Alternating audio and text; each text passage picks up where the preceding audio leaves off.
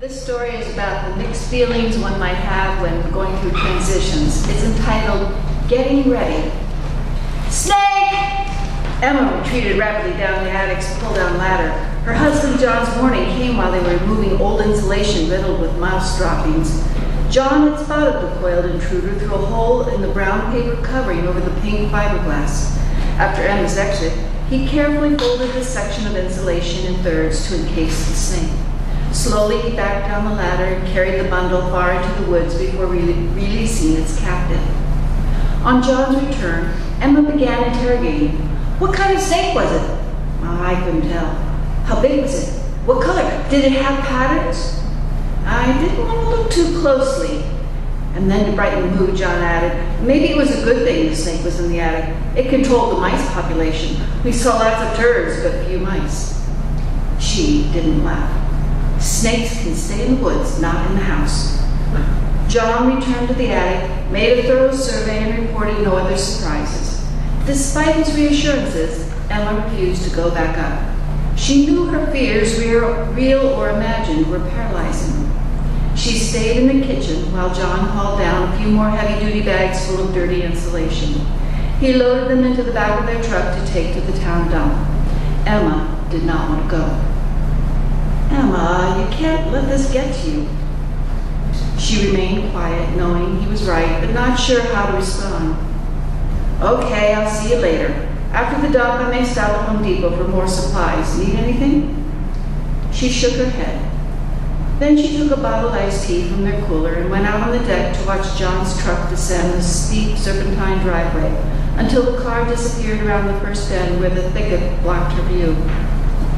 In his absence, Emma sat down in the sling seat of an old director's chair, left out on the 35-foot-long deck off the kitchen and living room. The one-story house was built on the side of a hill, so the deck served as the roof of the garage and partial basement below. There was no deck railing to obscure the 180-degree panoramic view of the Scunnamunk, Schwangunk, and Catskill Mountains to the west.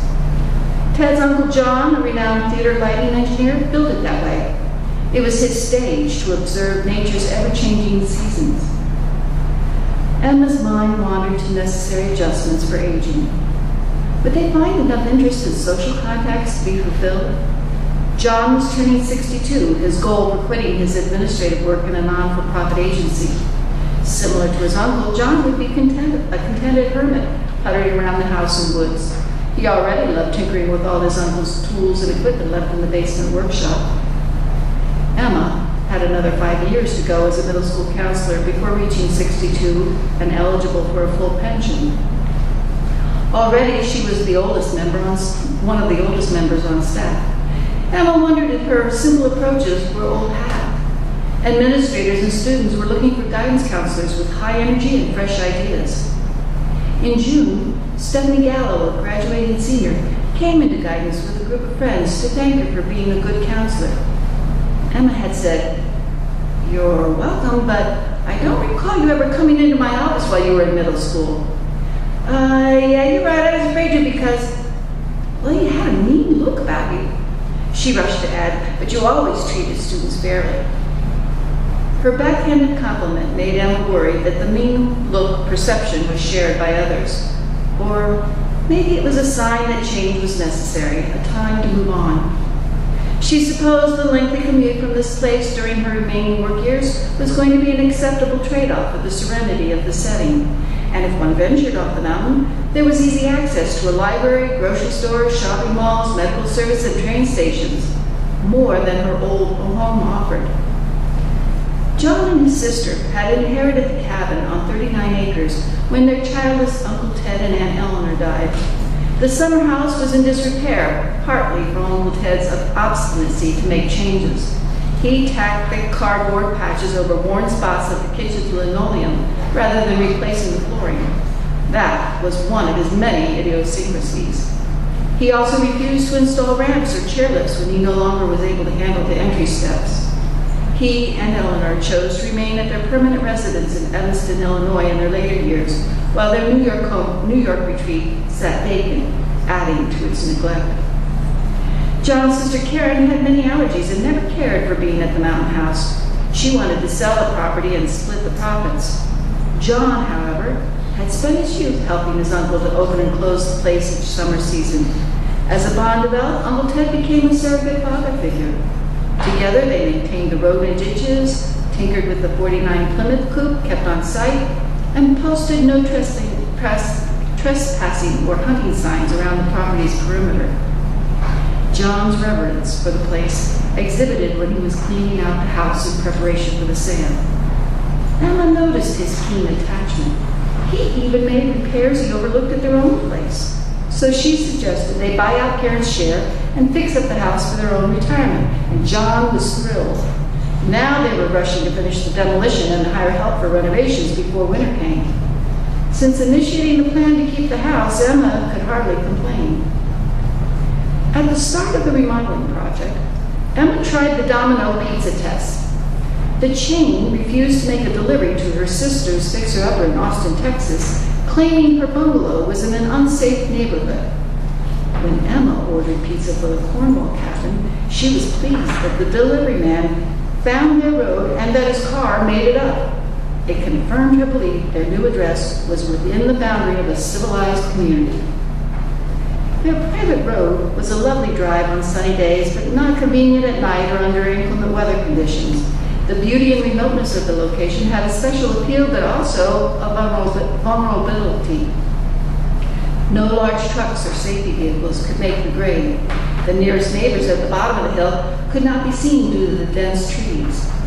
Emma and John always had their cell phones handy and charged in case of emergencies, but even if help was available, the road's steep hairpin turns made getting up or down difficult. They hoped no situation would arise to test response time. Uncle Ted had been a fanatic about security.